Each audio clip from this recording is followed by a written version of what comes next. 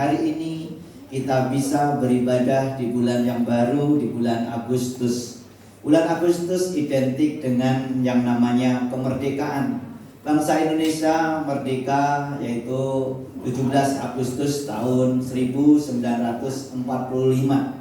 Kenapa bangsa Indonesia bisa merdeka?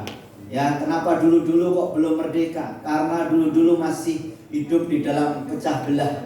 Ya, jadi bisa dipecah belah satu dengan yang lain, antara suku, antara pulau satu dengan yang lain. Tetapi waktu bangsa Indonesia mulai bersatu, dari Sabang sampai Merauke, dari segala suku mulai bersatu, ya, dari antara pulau-pulau mulai bersatu, dan waktu mulai bersatu, maka terjadilah kemerdekaan. Nah, hari ini juga sama. Kalau umat Tuhan bersatu di tempat ini, rumah tangga bersatu, keluarga bersatu, di dalam pekerjaan dan usaha kita bersatu, saya percaya di mana ada kesatuan, di situ ada kemerdekaan. Amen. Tepuk tangan buat Tuhan Yesus. Ternyata di dalam kemerdekaan bukan hanya dalam kesatuan saja ada kemerdekaan, tetapi Tuhan pun juga katakan bahwa sungguh alangkah baiknya dan indahnya apabila saudara semua diam bersama dengan rukun. Bahkan di ayat yang terakhir dikatakan bahwa sebab kesanalah Tuhan memerintahkan berkat-Nya. Dan saya percaya hari ini kalau hidup kita rukun, Tuhan siap memerintahkan berkat-Nya. Kalau rumah tangga rukun, engkau siap menerima berkat-Nya. Di gereja rukun, saya percaya gereja di mana ada kerukunan, di situ ada berkat Tuhan. Kalau kita ada kesatuan, ada kemerdekaan, juga ada berkat Tuhan. Dan Tuhan pun juga katakan, kalau ada dua di antaramu sepakat meminta apapun di dalam namaku, aku akan memberikan kepadamu. Kalau ada dua orang sepakat, maka Allah hadir. Dan waktu Allah hadir, Allah menjawab doa-doa kita. Sepakat berbicara ada kesatuan. Kalau suami istri ada kesatuan, maka doa-doa kita dijawab oleh Tuhan. Ini menunjukkan bahwa di dalam kesatuan ada kemerdekaan, di dalam kesatuan ada jawaban Tuhan, di dalam Tuhan ada mujizat Tuhan, di dalam kesatuan ada berkat yang turun atas kita semuanya. Oleh sebab itu di bulan ini kita punya tema hidup dalam kesatuan. Kita ngomong sama-sama, 1, 2, 3 ya. Hidup dalam kesatuan. Nah, kita rindu dengan tema ini, jemaat Tuhan, Betani, Forest Garden, semuanya hidup dalam kesatuan. Kalau kita mau mengalami seperti pendahuluan saya tadi, mengalami yang namanya kemerdekaan, mengalami jawaban Allah dijawab, ya, jawaban doa kita dijawab oleh Tuhan, dan kita mau mengalami mujizat Tuhan, mengalami berkat turun atas kita, pastikan kita bersatu. Bersatu. Ya, di dalam kesatuan. Nah, hari ini kita mau belajar bersama-sama. Kita buka dalam Roma 12 ayat 16 sampai yang ke-18. Kita baca bersama-sama. 1, 2, 3 ya. Hendaklah kamu sehati sepikir dalam hidupmu bersama. Janganlah kamu memikirkan perkara-perkara yang tinggi, tetapi arahkanlah dirimu kepada perkara-perkara yang sederhana. Janganlah menganggap dirimu pandai. Ya, janganlah membalas kejahatan dengan kejahatan. Lakukanlah apa yang baik bagi semua orang, sedapat-dapatnya. Kalau hal itu bergantung padamu, hiduplah dalam perdamaian dengan semua orang. Rasul Paulus menasihatkan kepada jemaat yang ada di rumah, supaya jemaat di rumah tidak mengalami perpecahan satu dengan yang lain, tetapi mereka hidup di dalam kasih persaudaraan, mereka supaya hidup di dalam kesatuan. Nah, sehari ini yang menjadi pertanyaan bagi kita, bagaimana supaya kita bisa hidup di dalam kesatuan? Yang pertama adalah tidak menganggap diri pandai. Kita sebutkan sama-sama. 1, 2, 3 ya.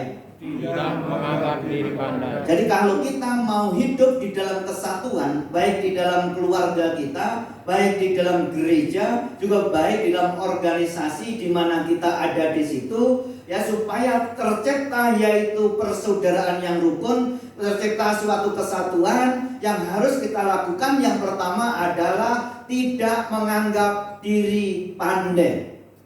Kalau di dalam suatu kelompok ada satu orang saja yang menganggap dirinya pandai, menganggap dirinya pinter, menganggap dirinya lebih daripada orang lain, menganggap dirinya lebih rohani daripada yang lain, maka organisasi tersebut, kelompok tersebut, saya pastikan pasti ada masalah. Pasti ujung-ujungnya bukan kesatuan tetapi perpecahan. Tetapi kalau hari ini kita belajar tidak menganggap diri pandai, kesatuan pasti akan tercapai. Tepuk tangan buat Tuhan Yesus. Firman Tuhan berkata, ayat yang ke-16 tadi, hendaklah kamu sehati sepikir dalam hidupmu bersama. Garis bawahi hidupmu bersama. Hidupmu bersama berarti lebih daripada satu orang. Hidup bersama berarti dalam suatu kelompok. Dan Tuhan mau di dalam satu kelompok itu, lebih dari satu orang itu, Tuhan mau supaya setiap kita sehati sepikir. Ngomong sehati sepikir. Kalau di dalam suatu kelompok tidak sehati, pasti juga tidak ada namanya kesatuan. Pasti yang terjadi adalah perpecahan. Maksud sehati adalah kita semua punya hati, dan setiap kelompok hatinya berbeda-beda. Tetapi kalau mau menjadi satu, kita setelah ada keputusan yang diputuskan, kita harus sehati. Sama, ngomong sama. Ya, sehati juga sepikir, karena pikiran semua punya otak. Coba di sini yang nggak punya otak. Ya, semua punya otak, semua punya pemikiran yang berbeda-beda. Tetapi ingat, di dalam suatu kelompok, di dalam suatu kebersamaan, ingat, kalau sudah ada keputusan, jangan hanya pakai otak kita sendiri lagi, pemikiran kita sendiri lagi. Tetapi apa yang sudah kita putuskan, kita harus sepikir. Ngomong sepikir. Kalau sudah diputuskan, akhirnya kita sepikir, saya kira menjadi sejalan. Dan waktu kita sejalan, saya percaya kesatuan terjadi. Kalau kesatuan terjadi, mujizat Allah dinyatakan. Nah, itu penting. Tetapi juga digarisbawahi di sini supaya mengalami yang namanya kesatuan, jangan menganggap dirimu pandai. Karena orang yang menganggap dirinya pandai sebetulnya adalah orang yang paling bodoh. Orang yang menganggap dirinya pandai adalah orang yang selalu merendahkan orang lain tetapi meninggikan dirinya sendiri. Nah, ini hati-hati kalau dalam suatu kelompok ada yang menganggap dirinya pandai dan akhirnya merendahkan orang lain.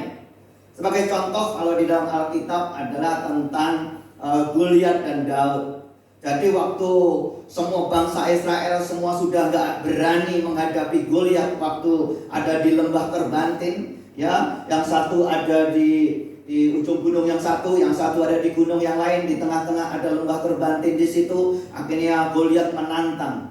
Ya, Goliat menganggap dirinya paling kuat, paling pinter berperang, ya, paling jago berperang. Artinya dia menantang, menganggap rendah bangsa Israel. Akhirnya dikatakan, tolong semuanya yang ada di sini, coba kita lawan satu pada satu, ya. Coba yang dari sana satu menghadapi saya. Ternyata apa? Sampai hampir 40 hari gak ada yang berani. Bangsa Israel ketakutan karena direndahkan itu, ya. Dan dia katakan, kalau engkau bisa melawan aku dan aku kalah, aku akan menjadi hambamu. Begitu juga sebaliknya, kalau kamu kalah, kamu harus jadi hambaku. Dan itu menjadi ketakutan yang luar biasa. Tetapi puji Tuhan, ada satu orang yang datang namanya Daud. Ya, waktu Daud akhirnya diizinkan oleh Saul untuk menghadapi, akhirnya si Goliat merendahkan Daud dan dia berkata, anjingkah aku, engkau datang dengan lembing di tanganmu. Wah, dia dikatakan anjing. Karena apa? Dia masih muda, dia tidak punya pengalaman berperang. Akhirnya apa? Goliat merendahkan dia. Dan Goliat berkata, aku akan memberikan dagingmu kepada burung di udara dan dagingmu kepada binatang-binatang di ladang. Wah, dia merendahkan sekali. Tetapi akhirnya si Daud diam saja dan mengambil salah satu dari batu kecil, kerikil yang kecil itu yang sudah dibawa, sudah dipersiapkan. Singkat cerita, dia pakai pengali-ali atau ketepel itu, akhirnya diputer, akhirnya dilepaskan, tak, kena jidatnya. Sebetulnya dia sudah pakai kepompong yang luar biasa, baju tirah yang luar biasa. Itu sebetulnya tidak mungkin, tetapi bagi Allah tidak ada yang mustahil. Bukan kebetulan. Karena apa? Tuhan menentang orang yang congkak, tetapi mengasihi orang yang rendah hati. Dia menganggap dirinya pintar, menganggap dirinya paling jago, pintar berperang dan merendahkan orang lain. Tetapi hari itu orang yang merasa pintar dipermalukan. Ingat hari ini, kalau kita merasa pintar, tepat pada waktunya kita akan dipermalukan. Oleh sebab itu jangan merasa pintar. Jangan sok rohani, ya. Dan saya percaya kalau kita nggak merasa pintar, sebetulnya kita adalah orang pintar. Juga jangan merasa cantik, karena yang di luar sana yang lebih cantik itu banyak. Ya seperti Bu Tuti, dia nggak merasa cantik. Kenapa? Dia yakin dia sudah cantik. Jadi ingat bagi kita hari ini, jangan merasa lebih daripada orang lain. Jangan sampai kita merendahkan orang lain. Kalau kita dalam merendahkan orang lain, juga di dalam keluarga, jangan merendahkan istrimu, jangan merendahkan suamimu. Karena perpecahan keluarga biasanya terjadi karena merasa diri pintar dan merendahkan pasangannya, merendahkan anaknya, sehingga terjadi pemberontakan dalam keluarga. Tidak ada kesatuan. Kalau tidak ada kesatuan, tidak ada berkat terjadi. Tetapi sebaliknya, pada saat dalam keluarga itu ada kesatuan hati, saling menghargai, saling menghormati, saya percaya kesatuan pasti terjadi. Amin. Jangan sampai merendahkan suamimu, walaupun suamimu memang benar-benar rendah. Ya, walaupun gajinya mungkin lebih rendah, jangan rendahkan dia. Ya, begitu juga sebalik juga, jangan merendahkan orang tuamu. Akhir-akhir ini banyak orang merendahkan orang tuanya. Juga jangan merendahkan mertuamu. Ingat, tepat pada waktunya engkau pun akan direndahkan. Tetapi kita harus belajar hari ini supaya tercipta kesatuan. Jangan menganggap diri kita pandai. Klik. Orang yang merasa diri pandai biasanya tak lagi mau belajar. Kenapa ini bahaya di dalam kebersamaan? Karena orang yang dirinya pandai menganggap orang lain bodoh, ya. Tapi orang yang merasa diri pandai itu nggak mau belajar lagi.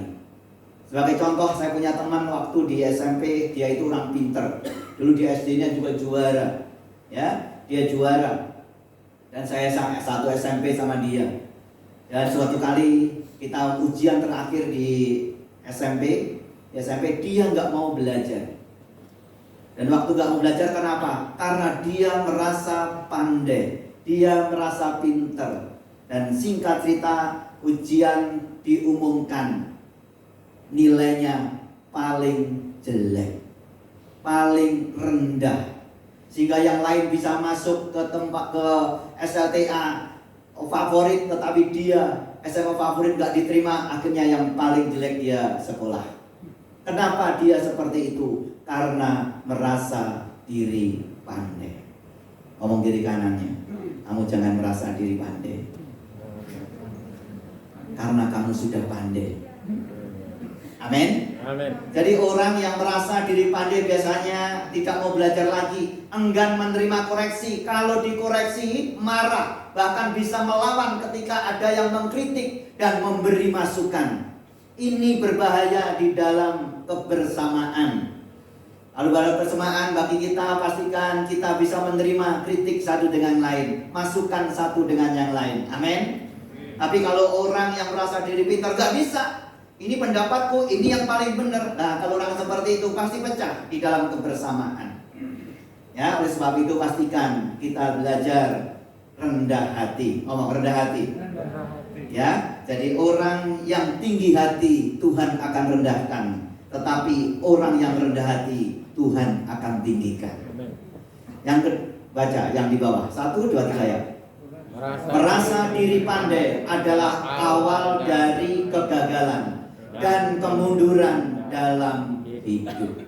Jadi ingat, justru orang yang merasa diri pandai justru itu adalah awal dari kegagalan dan kemunduran dalam hidupnya.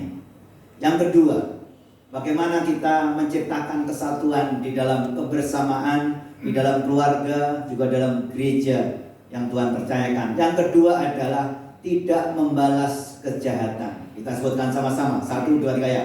Tidak membalas kejahatan. Roma 12 ayat 17. Kita baca sama-sama. 1, 2, 3 ya. Janganlah membalas kejahatan dengan kejahatan, lakukanlah apa yang baik bagi semua orang.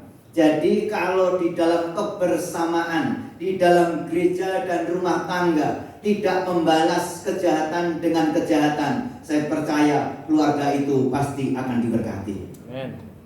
Tapi sebaliknya, kalau istrimu salah dan engkau juga balas dengan kesalahan yang ada, maka kesalahan tidak akan pernah berhenti.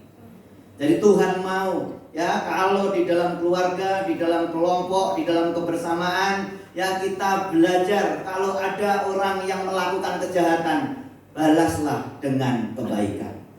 Karena apa? Kalau kita balas juga dengan kejahatan, karena di dalam survei ada beberapa hal yang terjadi.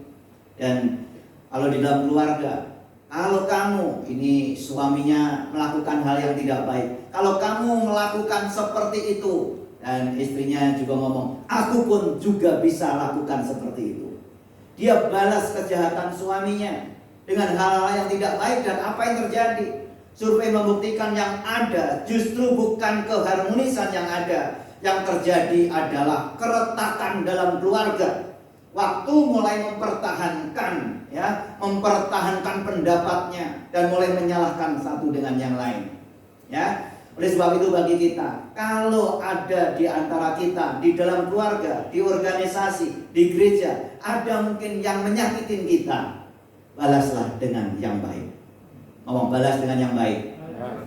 Ini tidak gampang, tetapi ini suatu perintah. Ngomong, suatu perintah. Jadi perintah Tuhan adalah membalas kejahatan dengan kebaikan. Memang ini tidak gampang. Secara naluri manusia, secara emosi manusia, yang jahat harus kita balas dengan jahat. Bahkan dulu dalam perjanjian lama ada gigi ganti gigi, mata ganti mata, tangan ganti mata, tangan. Ini menunjukkan harus ada pembalasan yang lebih kejam.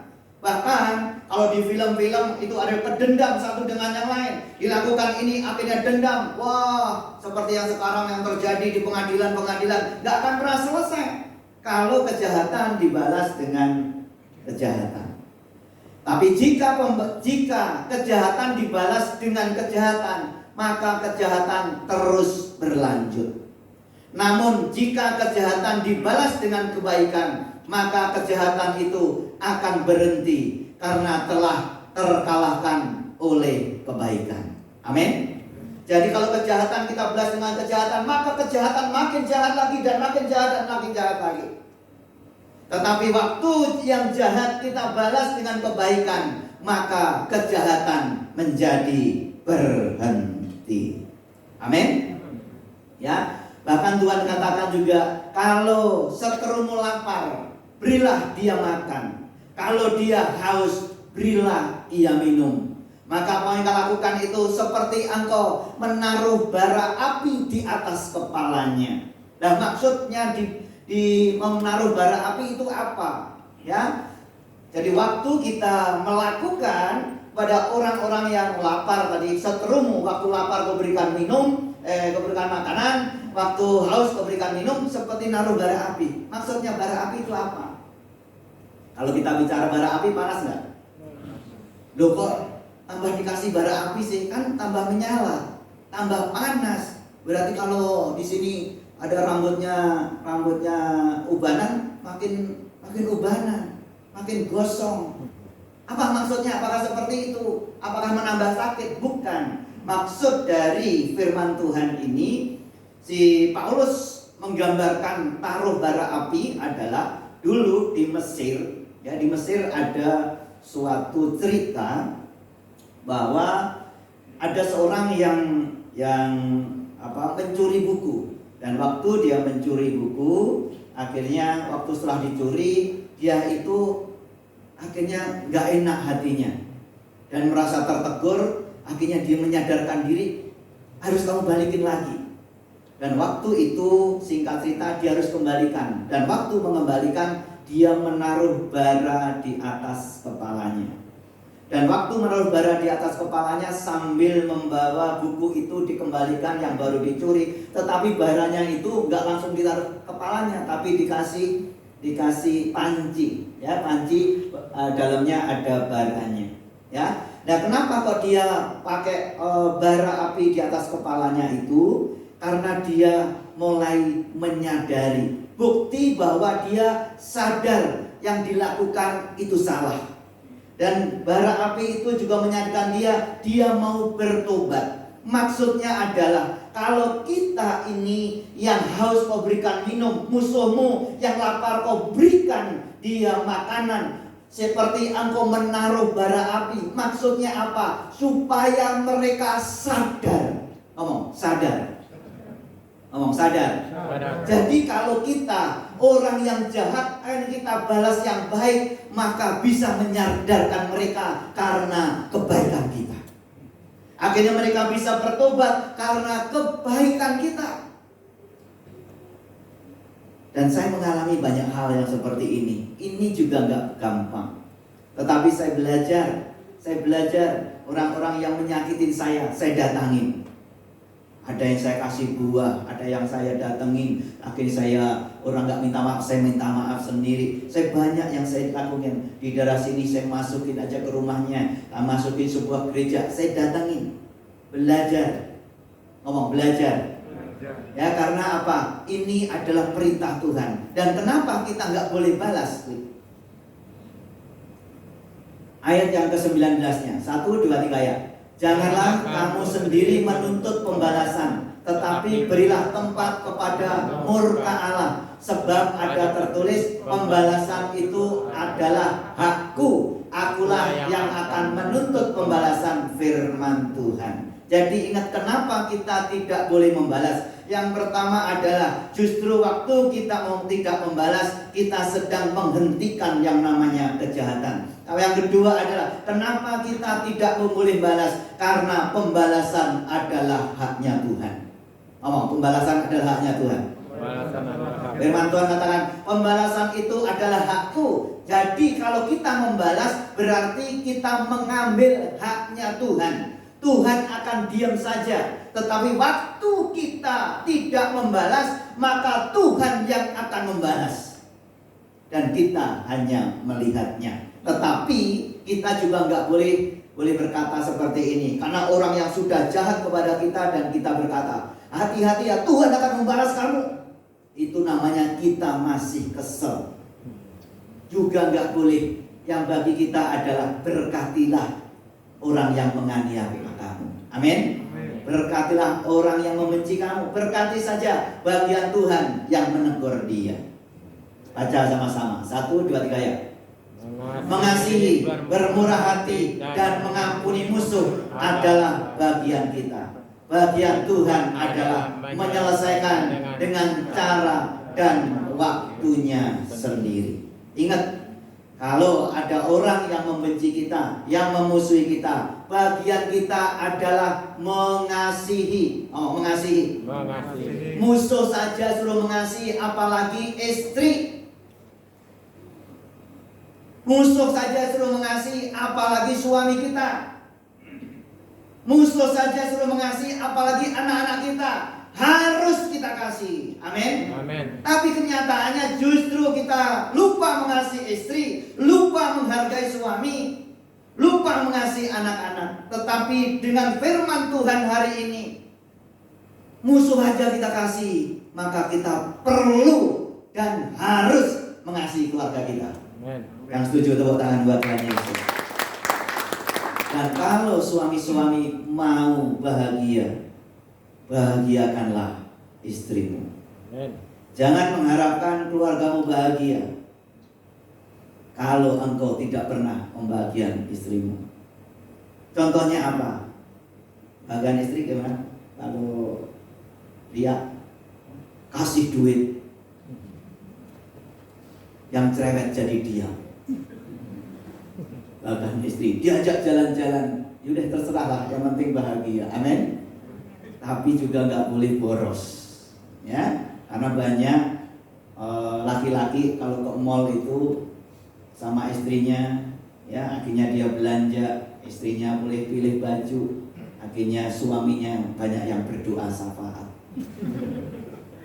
Ya, tapi bagi kita hari ini kita belajar untuk mengasihi. Amin.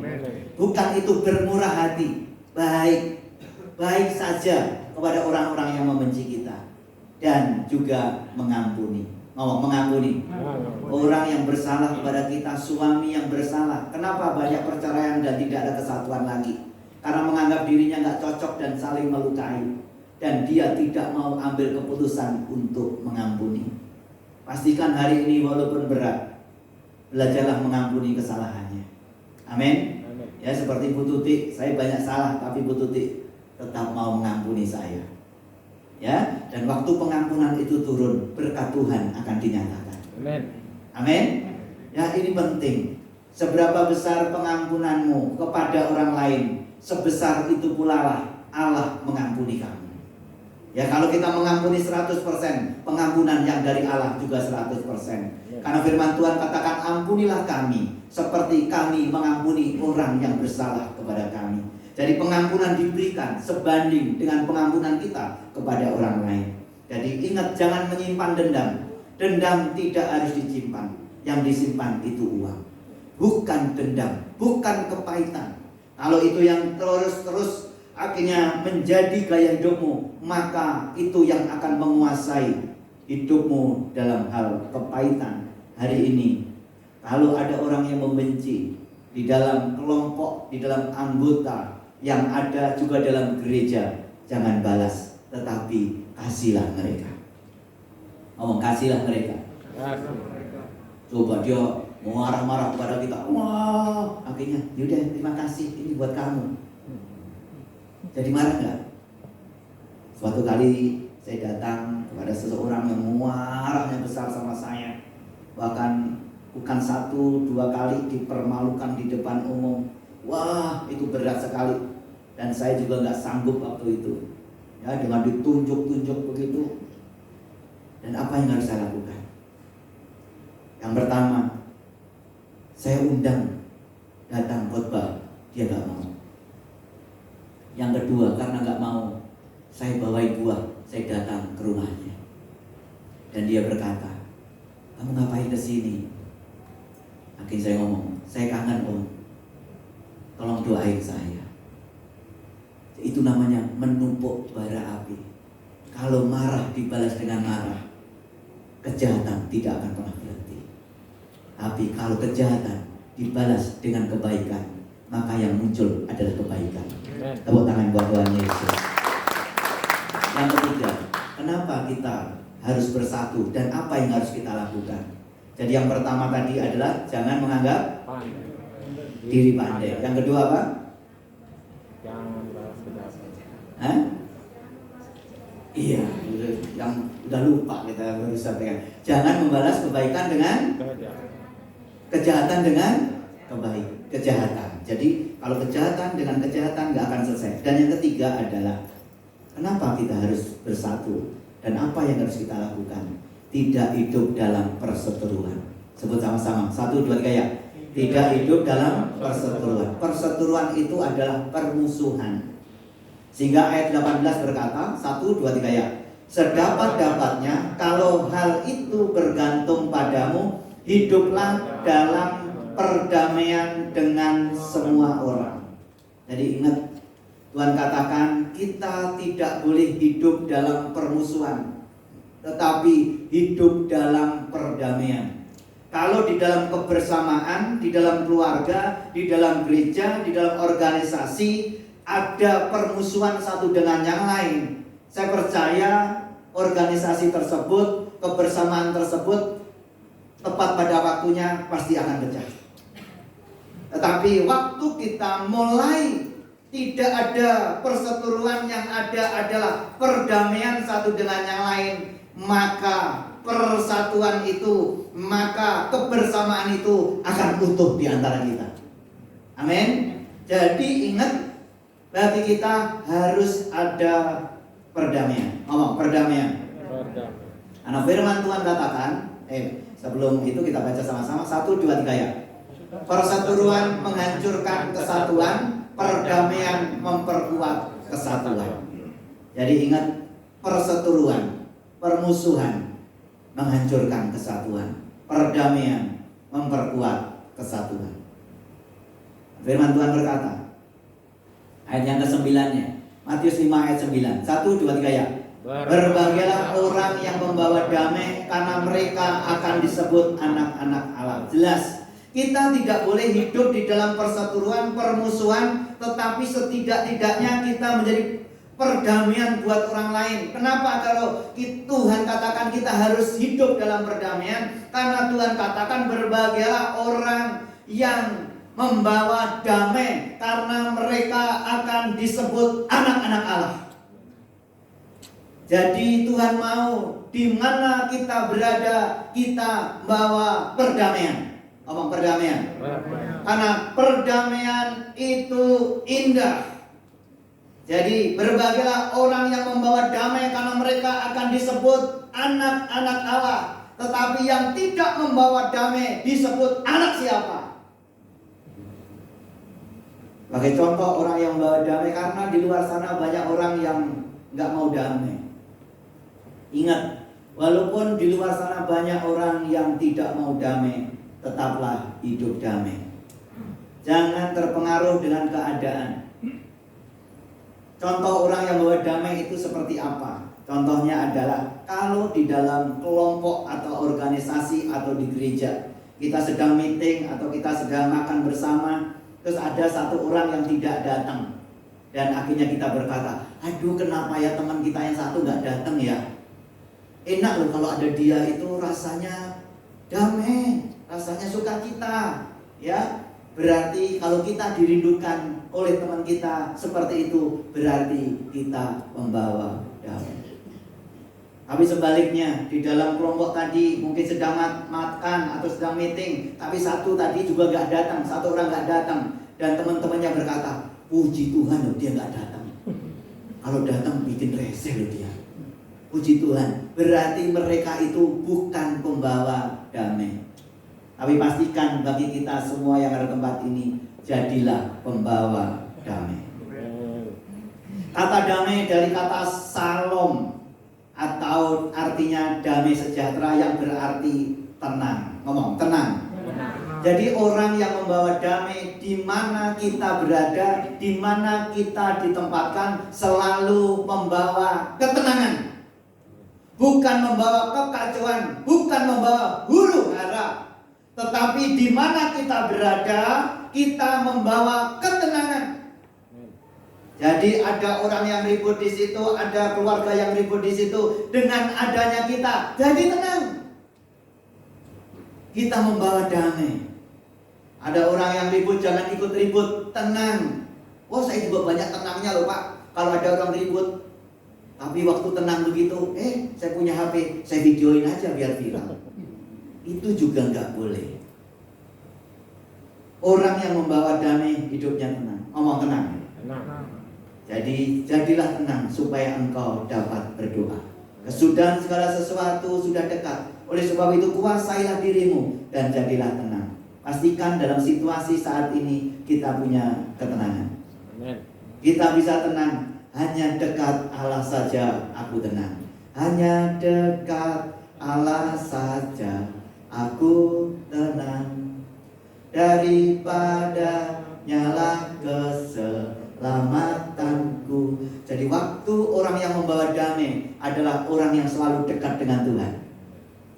Orang yang selalu dekat dengan Tuhan pasti akan membawa damai. Amin. Amin. Ya, tenang, juga tidak ribut.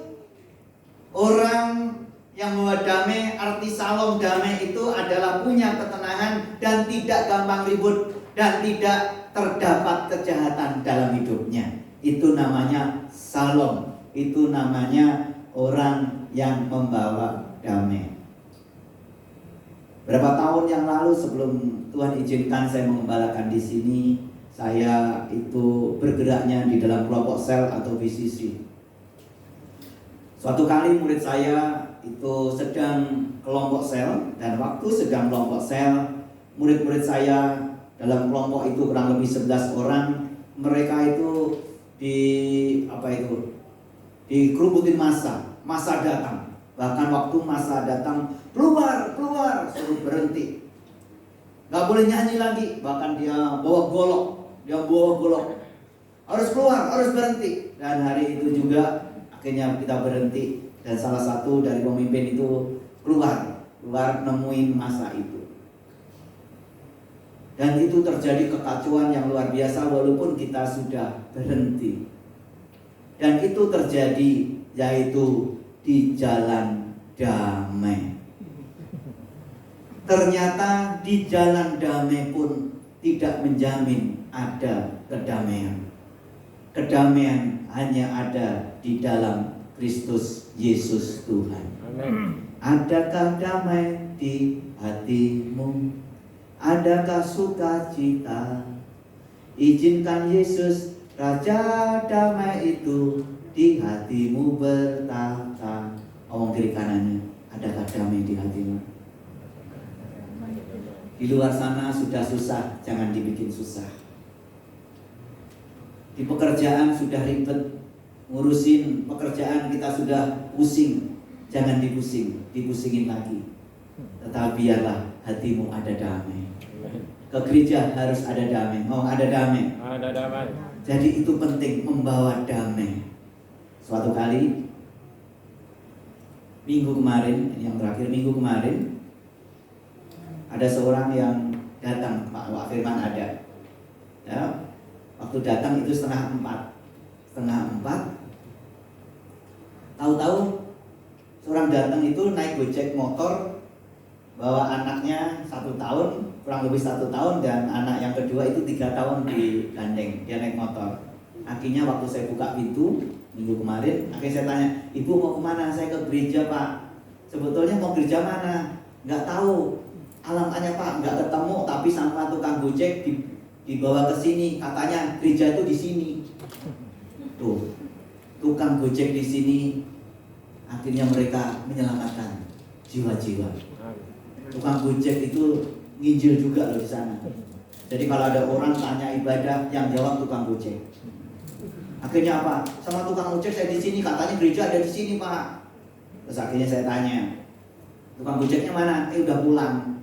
Akhirnya mana alamatnya? Akhirnya saya bilang, oh ini pak. Akhirnya saya telepon, pak, alamatnya di mana? Jawabnya apa? Bukan membawa damai.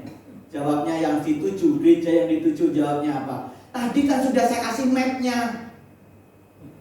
Dikira saya tukang Gojeknya. Kan dia sudah ngasih mapnya, dikira masih di tukang Gojeknya tuh nyari. Sebetulnya tukang Gojeknya sudah pergi, ganti saya yang hubungin. Akhirnya pak, saya, pak alamatnya di mana? Dia nggak jawab, tapi hanya jawabnya, tadi kan sudah saya kasih mapnya. Yaudah kalau begitu, akhirnya saya lihat alamatnya di mana sih? Oh saya tidak tahu. Akhirnya singkat cerita, yaudah ibu ikut saya aja, saya anterin. Udah akhirnya ibu naik mobil, saya antarin ke gereja yang ada di sana. Dan waktu saya antarin ke gereja di tempat beliau beribadah, karena dia orang Karawaci, jadi nggak tahu jauh. Ya singkat cerita, karena kasihan anaknya juga masih kecil, saya anterin naik mobil ke gereja itu. Dan akhirnya waktu di depan gereja itu ketemu dengan pengurus yang ada. Akhirnya saya buka kaca dan dia ngomong apa? Pak sudah ya? Maksudnya dia sudah bayar. Dikira tukang Gojek. Bukannya terima kasih, bukannya apa, ya jawabannya hanya Pak sudah ya. Jadi maksudnya apa? Dimanapun berada, jadilah pembawa damai. Semua gereja sama di hadapan Tuhan. Karena dia salah, yaudah saya antarin. Akhirnya Bu Tutik ngomong, ya karena setiap orang responnya berbeda. Bu Tutik ngomong, ngapain kamu antar? Kasih tahu aja alamatnya, suruh jalan sendiri. Ya, tapi waktu itu yaudah gak apa-apa, kasihan saya antar sama dia. Walaupun responnya tidak baik, yang di sana, tetapi ingat bagi kita harus tetap membawa damai. Ngomong tetap membawa damai. Nah, kesimpulannya adalah di dalam kesatuan, baca sama-sama. 1, 2, 3 ya. Di dalam kesatuan ada kuasa, ada berkat dan mujizat. Oleh sebab itu mari kita pelihara kesatuan dengan cara yang pertama tidak menganggap diri pandai. Yang kedua, tidak membalas kejahatan dengan kejahatan. Yang ketiga, tidak hidup dalam perseteruan. Saya percaya kesatuan pasti terjadi. Amin. Tepuk tangan buat Tuhan Yesus. Mari kita semua bangkit berdiri. Hamba Tuhan yang melayani perjamuan kudus bisa maju ke depan, dan Pak Firman ini dimatikan saja, yang online-nya dimatikan saja.